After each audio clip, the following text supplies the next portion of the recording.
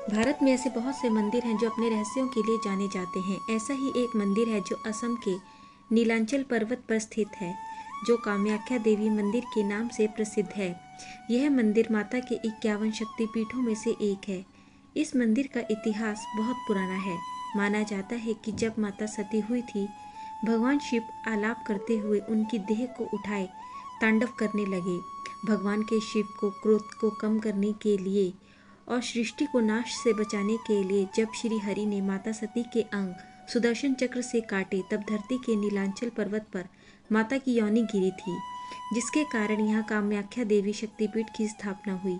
ऐसी मान्यता है कि माता की योनि नीचे गिरकर एक विग्रह में परिवर्तित हो गई थी, जो आज भी मंदिर में विराजमान है। कामाख्या मंदिर का अनूठा रहस्य। कहा जाता है कि साल में एक बार अम्बुवाची पर्व के दौरान देवी भगवती 3 दिन तक रसवला होती है और मां भगवती की गर्भगृह स्थित महामुद्रा योनि से निरंतर 3 दिनों तक जल प्रवाह के स्थान पर रक्त प्रवाहित होता है। इस दौरान मंदिर में प्रवेश वर्जित होता है और देवी के दर्शन नहीं होते। इस दौरान कामाख्या मंदिर पर एक बहुत बड़ा मेला लगता है, जिसको अम्बुवाची मेला कहा जाता है। मंदिर के कपाट बंद होने के पूर्व मंदिर के गर्भगृह में स्थित कुंड पर सफेद वस्त्र ढक दिया जाता है। बाद में मंदिर के कपाट खुलने पर यह वस्त्र लाल रंग से भीगा हुआ पाया जाता है। कैसे हुआ मंदिर का निर्माण? कहा जाता है कि मां देवी के सती होने के बाद शिवजी समाधि में चले गए और उसी समय तारकासुर राक्षस ने तीनों लोकों में घोर अन्याय और अत्याचार बढ़ा दिया, जिससे केवल शिवजी ही बचा सकते थे। तारकासुर के अत्याचारों से तीनों लोगों को बचाने के लिए महादेव को समाधि से उठाना जरूरी था। इसके लिए कामदेव ने महादेव पर बाण चलाकर महादेव की समाधि भंग की। तब महादेव शिव ने क्रोधित होकर कामदेव को भस्म कर दिया। इसके बाद कामदेव को पुनः जीवनदान देने के लिए कामदेव की पत्नी रति और सभी देवी देवताओं ने महादेव से प्रार्थना की। उन्होंने कामदेव को जीवनदान तो दे दिया, लेकिन उनका सौंदर्य वापस नहीं आया। इस पर कामदेव और रति ने दोबारा शिव से उन्हें पहला जैसा करने की विनती की। तब शिव ने कामदेव से कहा कि नीलांचल पर्वत पर देवी सती के शरीर का एक अंग गिरा है, जहाँ पर भव्य मंदिर की स्थापना तुम्हें करनी होगी।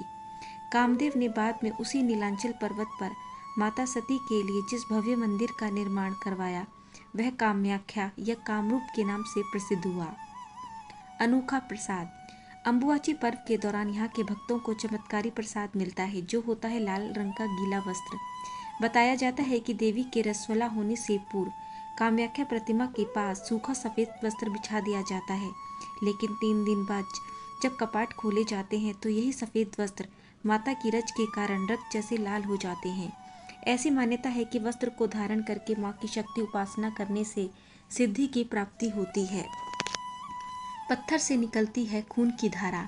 यह मंदिर 3 हिस्सों में बना है। इसका पहला हिस्सा बहुत बड़ा है, जो किसी इंसान को अंदर जाने नहीं दिया जाता। दूसरे हिस्से में माता के दर्शन होते हैं, जहाँ पर एक पत्थर से हर समय पानी निकलता है। कहते हैं कि मही से खून की धारा निकलती है। ऐसा क्यों होता है और कैसे होता है, यह किसी को नहीं पता। मान्यता है कि 3 दिन तक देवी मासिक धर्म से रहती है। ब्रह्मपुत्र नदी का लाल होना। कहते हैं कि हर साल देवी को जब मासिक धर्म होता है, तब ब्रह्मपुत्र नदी का पानी पूरी तरह से लाल हो जाता है। इन दिनों इस नदी में स्नान करना वर्जित माना जाता है और इसी धारा में यहाँ पर अम्बुवाची पर्व का आयोजन किया जाता है। देश भर के तांत्रिक इस मेले में भाग लेने के लिए आते हैं। तांत्रिकों का गढ़। इस जगह को तंत्र साधना के लिए सबसे महत्वपूर्ण माना जाता है। यहाँ पर साधु और अघोरियों का तांता लगा रहता है। यहाँ पर काला जादू भी किया जाता है। माना जाता है कि यहाँ के तांत्रिक बुरी शक्तियों को दूर करने में समर्थ होते हैं। मनोकामना पूरी करने के लिए यहाँ कन्या पूजन व भंडारा करवाया जाता है। इसके साथ ही यहाँ पशुओं की बलि भी दी जाती है, लेकिन यहाँ मादा जानवरों की बलि देना वर्जित है। यह मंदिर पहाड़ी पर बना हुआ है और इस मंदिर का अपना ही एक तांत्रिक महत्व है, इसीलिए इसे तांत्रिकों का गढ़ भी कहा जाता है। मंदिर में नहीं है कोई मूर्ति। यह सिद्धपीठ मंदिर में कोई मूर्ति या चित्र की पूजा नहीं होती है। यहाँ एक कुंड है, जहाँ जलधारा बहती रहती है। यह कुंड हमेशा फूलों से ढका रहता है।